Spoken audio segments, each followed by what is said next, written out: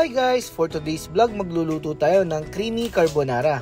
Magpapainit muna tayo ng tubig para sa ating noodles. Lalagyan ko lang ito ng konting mantika at saka asin. And then takpan natin, natantayan lang natin kumulo ito. Once na kumulo na, lagyan lang natin yung ating 400 grams na noodles. And then guys, lulutuin natin yan ng mga 10 minutes. Or hanggang sa makuha natin yung gusto nating lambot sa ating noodles. After few minutes, check natin kung gaano na siya kalambot. Ayan guys, medyo malambot na rin siya, no? Mas lalambot pa yan pag nilagay natin siya sa sauce natin mamaya. Pwede na nating i-drain yan guys, no? And then itatabi na muna natin siya. At magluluto na tayo ng ating sauce. Using the same wok, maglalagay lang tayo dito ng butter. 100 grams na butter yan guys. Yan ang gagamitin natin panggisa sa ating sauce. Maglalagay na tayo ng 6 cloves na bawang.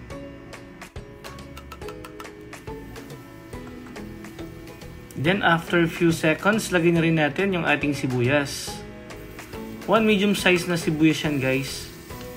Ituloy lang natin yung paggisa ng mga ilang segundo pa. And then guys, ilagay na natin yung ating 250 grams na sliced ham. Kahit anong brand, no? Basta yung sweet ham at saka yung slice na. And then guys, iniwa ko lang din siya ng maliliit.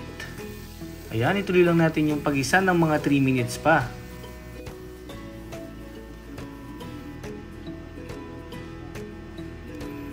After 3 minutes, maglalagay na tayo ng 1 big can na sliced mushroom. Kahit anong brand din guys, no? Pwede. Basta yung gagamitin nyo guys, yung slice na para hindi na tayo mag-slice pa. Continue lang ulit natin yung pag-isa ng mga ilang minuto pa.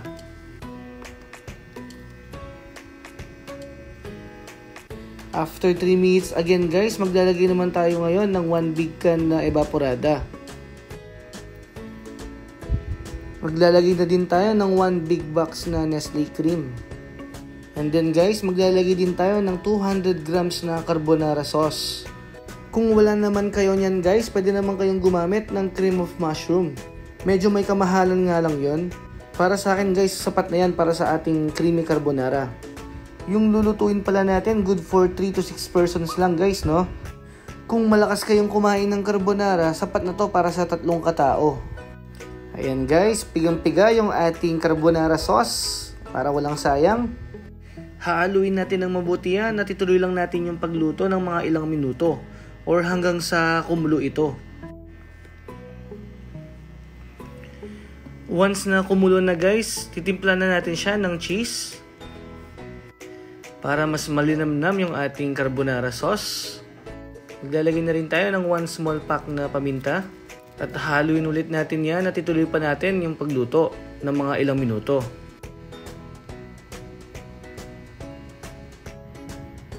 After 5 minutes, medyo lumapot na yung ating sauce. Ngayon naman, titikman natin siya para ma-adjust natin yung lasa.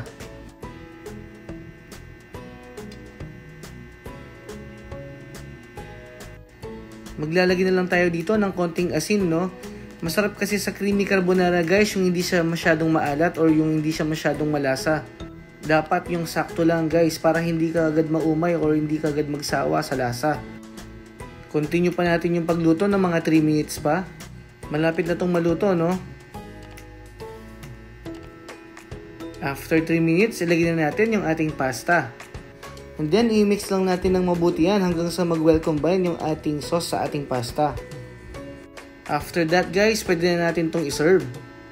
Kung umabot ka sa part ng video na to, maraming salamat sa iyong panonood.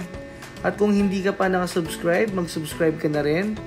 Kung nagustuhan mo naman ang video natin ngayon, paki-like and share mo na rin. Okay guys, thanks for watching. Bye!